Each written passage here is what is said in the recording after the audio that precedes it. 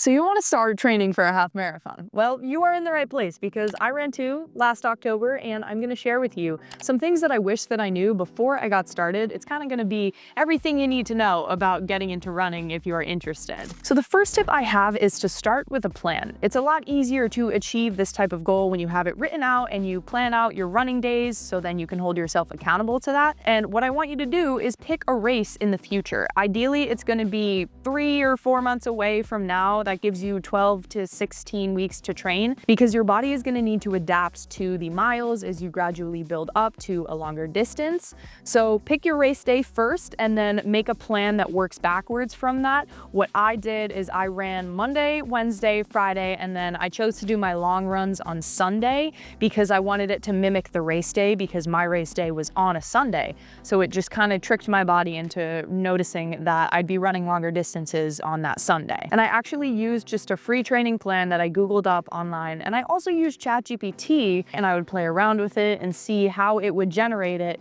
for me and how much it differed from the one I got online. And I kind of did a combination of both. So that's what I did. And a plan helped me stay consistent and also prevented me from overtraining, which is a whole nother thing. Fueling and nutrition matter way more than you think. Carbs are your best friend. You are going to eat so much and you need to eat so much because this food is fuel for your system to be able to run these longer distances. You cannot be afraid to pick up the fork and eat, especially before you go out for a run. My favorite go-to pre-run snack was a couple rice cakes, and I would filter what I would put on top of it. Some days I would just put honey for some shorter runs. If I was going on a longer run, maybe I would do peanut butter and banana or some cottage cheese and everything but the bagel seasoning. So delicious, let me tell you, my obsession. Another one of my favorite snacks while I was training were these Aloha bars. They're actually gluten-free, dairy-free, soy-free, and plant-based, so they're perfect. And they taste like peanut butter cups. This one flavor is the peanut butter cup one. So good. I would not be telling you about this if I didn't actually utilize it myself.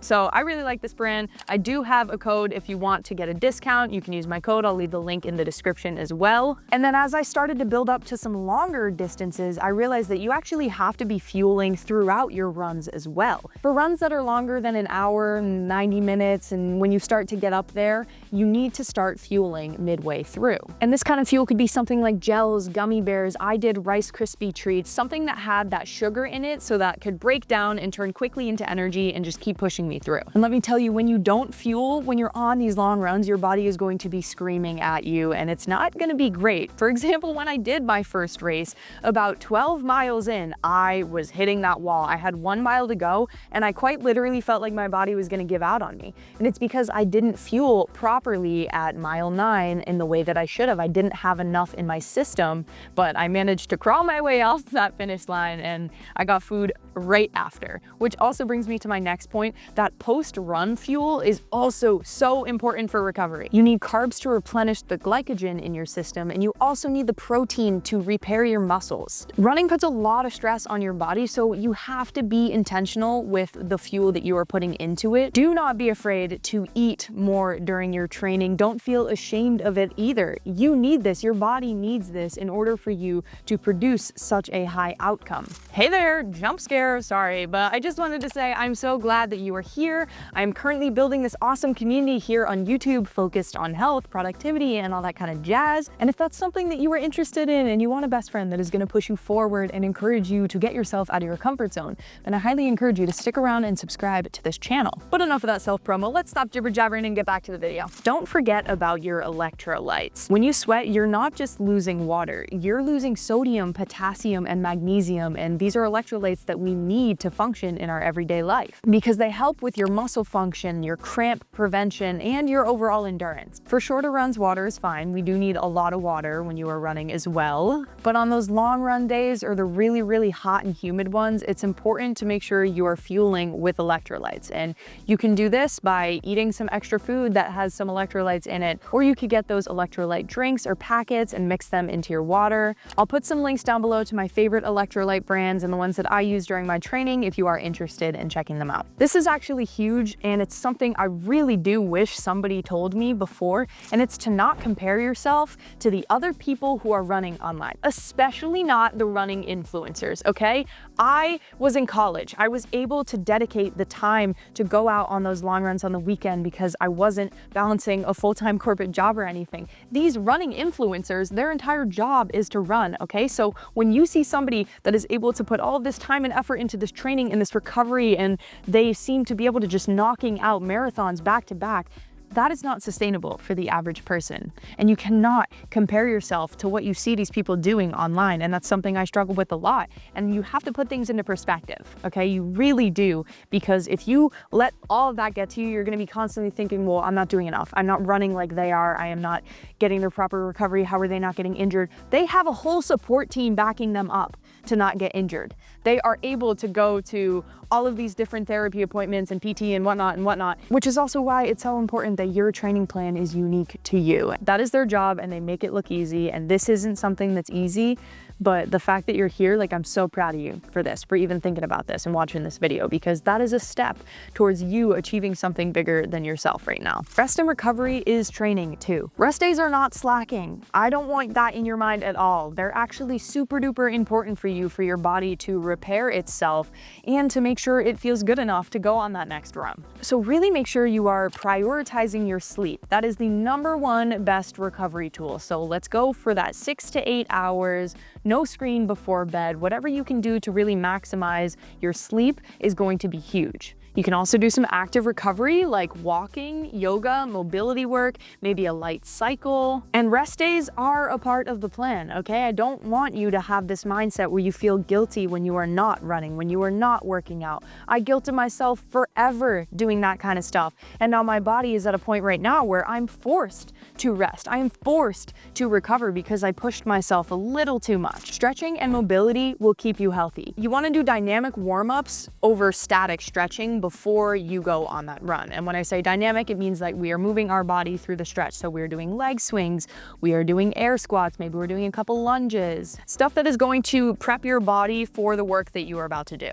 And then post-run stretching is also super duper important, and we want to focus on our hips, our calves, our hamstrings, glutes, pretty much everything in our lower body. We really want to focus on stretching out. And if you have a foam roller, that's really awesome. You should definitely utilize that. Same with a massage gun. You don't necessarily need to get those, but they're definitely going to help you out in that recovery aspect. Weightlifting to support your running journey. So when I first switched over from weightlifting to running, I stopped weightlifting completely because I would have long sessions on that, and I just couldn't find a balance between running and lifting. And then I realized that I was overcomplicating it. I didn't need to spend an hour in the gym. Even like 15 minutes was going to help me in my running journey, because by the time I got to those longer distances, I realized that my knees started screaming at me, my lower back started flaring up, and I wasn't supporting my muscles to be able to carry me on these long distances, and my body was telling me that. So adding in strength training like squats, lunges, deadlifts, focusing on the small muscles as well are super duper important, and they're huge for injury prevention. You're also gonna become a lot more powerful and efficient too. And I'm gonna be honest, right now I'm dealing with one of those flare-ups in my lower back that's causing me not to be able to run. And it's definitely hard because I do love the sport, but it's also gonna lead me into my next point, which is to listen to your body. I once pushed through knee pain and ran 5 miles on it because I didn't wanna mess up my plan. And then that sidelined me for months. Now I know the difference between sore legs and real pain. So let me tell you, that one rest day is not going to ruin your training plan, but that one run where you push through it, that could. And unfortunately, that's kind of what's happening to me right now. So I need to take a little bit of my own advice. Next up, your gear and your body care actually do matter. To be fully transparent, I was running in the same shoes for 4 years because I didn't know that you were supposed to get your running shoes replaced about every 300 to 500 miles. Nobody told me that. I had no idea. Shoes make a huge difference in everything. They impact your gait, your posture, literally everything. So you can go to a local running store and get fitted. I typically will size up as well by 0.5. I'm normally an 8.5, and I would size up to a 9 because your feet are going to swell when you run. Also, Another thing on gear, socks. Getting proper socks is also pretty important too. I finally invested in some good pair of running socks. I honestly got some off of Amazon. Again, I'll put that link in the description. When I wore some pairs of socks, I would just have the worst blisters, and nothing is worse than taking off your shoes and realizing that you've got some blisters on there. Oh, it's the worst. But then I switched to more moisture wicking socks and they became a lifesaver, and I have not had any blisters since. And I also got the right shoes that fit. As far as the apparel, moisture wicking clothes are also going to be great. Layering is great for the winter months. There's so much more that I could talk about on this, so I think I might leave that to another video. Basically, when you are first starting out though, just wear what you are comfortable with. This one's overlooked, but sunscreen. You've got to wear your sunscreen. I always put face sunscreen on before I go out. I kind of slack on the arms, but listen, some of the cloudy days have the worst UV. And also, pro tip for someone if you are running in the colder months of the year, I actually tested this out last year and I was like, I can't believe I never found this out before. Vaseline.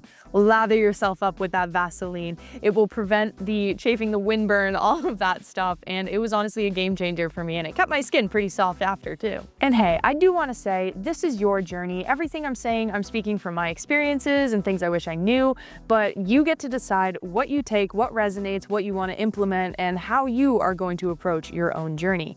I'm here to support you because I think that you're so awesome. And I'm so awesome. So you could subscribe and we could be awesome together. Also, YouTube thinks you would like this video and I agree with them. So I think you should definitely check it out. And yeah, I'll see you later.